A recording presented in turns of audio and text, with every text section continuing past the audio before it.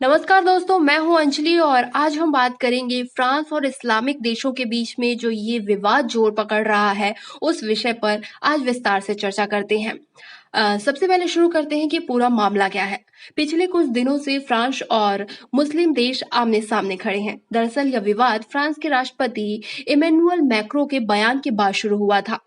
इस बयान के बाद तुर्की और पाकिस्तान समेत कई मुस्लिम देश फ्रांस की आलोचना कर रहे हैं। साथ ही इन देशों में फ्रांसीसी सामानों के बहिष्कार की भी अपील की जा रही है।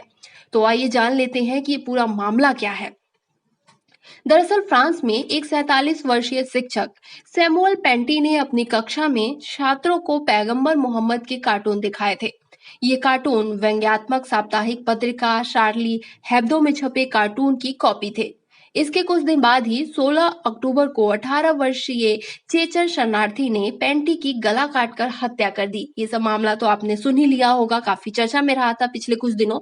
मैक्रो ने इसे इस्लामिक आतंकवादी हमला कहा और उनकी सरकार ने इस्लामिक आतंकवाद के खिलाफ लड़ाई छेड़ दी। तो ये जब घटना घटी उसके बाद जो फ्रांस के राष्ट्रपति हैं उन्होंने इस्लामिक आतंकवाद के खिलाफ एक मुहिम शुरू कर दी और इसके बाद उन्होंने कई कट्टरपंथी संगठनों के खिलाफ कार्रवाई शुरू की।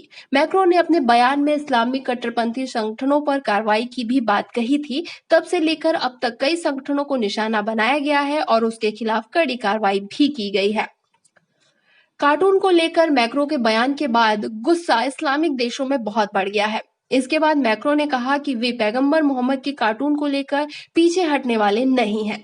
उनके इस बयान के बाद उनके खिलाफ इस्लाम को लेकर दिए गए एक और बयान के बाद व्याप्त गुस्सा जो है वो और बढ़ गया। दरअसल पैगंबर मोहम्मद के खिलाफ बयान और उनके चित्र को दिखाना मुसलमानों के लिए धार्मिक रूप से संवेदनशील मामला है।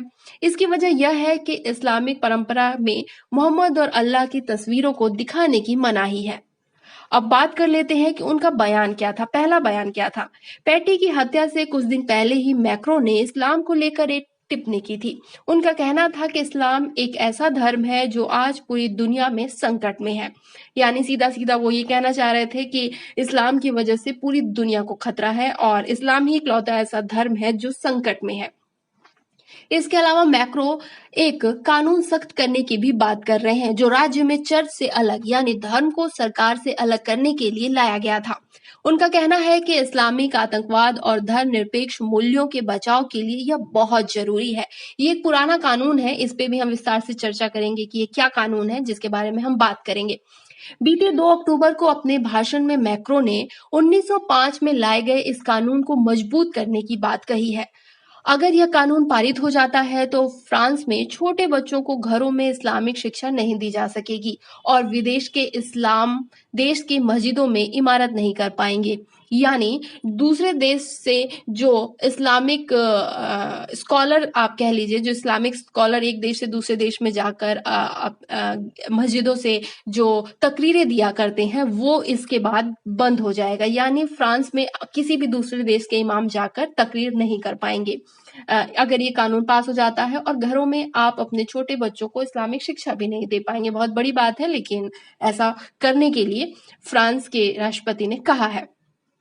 और सर्वाधिक मुस्लिम आबादी फ्रांस में कहाँ रहती है और कहाँ से आई है, तो पश्चिमी यूरोप में सबसे अधिक जो इस्लामिक आबादी है वो आई थी। फ्रांस में पश्चिमी यूरोप की सबसे ज्यादा मुस्लिम आबादी रहती है जो देश की कुल आबादी का 9/10% है। यह लोग ट्यूनीशिया, अल्जीरिया, मोरक्को और माली से आकर फ्रांस में बसे हैं। यानी ज्यादातर जो वहां पे मुसलमान रहते हैं वो जो है वो शरणार्थी ही हैं। और आपको बता दें कि जो टीचर की हत्या हुई है अभी पिछले कुछ दिनों पहले, जिसके बाद ये सारा मामला उठा है, उसकी हत्या करने वाला भी एक शरणार्थी ही है। तो विवाद काफी अब जोर पकड़ रहा है और इसकी वजह से जो इस्लामिक देशों में वो बहिष्कार तक की बात शुरू हो गई है। यानी फ्रांस के बने सामानों का इस्लामिक देश बहिष्कार कर रहे हैं। सोमवार को टीवी पर प्रसारित संदेश में अर्दोआन ने कहा कि दूसरे विश्व युद्ध से पहले जैसा अभियान यहूदियों के खिलाफ चलाया गया था वैसा ही अभियान इन दिनों फ्रांस में मुसलमानों के खिलाफ चलाया जा रहा है। अपने भाषण में उन्होंने लोगों से फ्रांसीसी सामान का बहिष्कार करने का आह्वान किया। उसके बाद कतर, बांग्लादेश, जॉर्डन, लीबिया और कुवैत जैसे देशों में फ्रांस में बने सामानों का बहिष्कार करने का अभियान जोर पकड़ रहा है।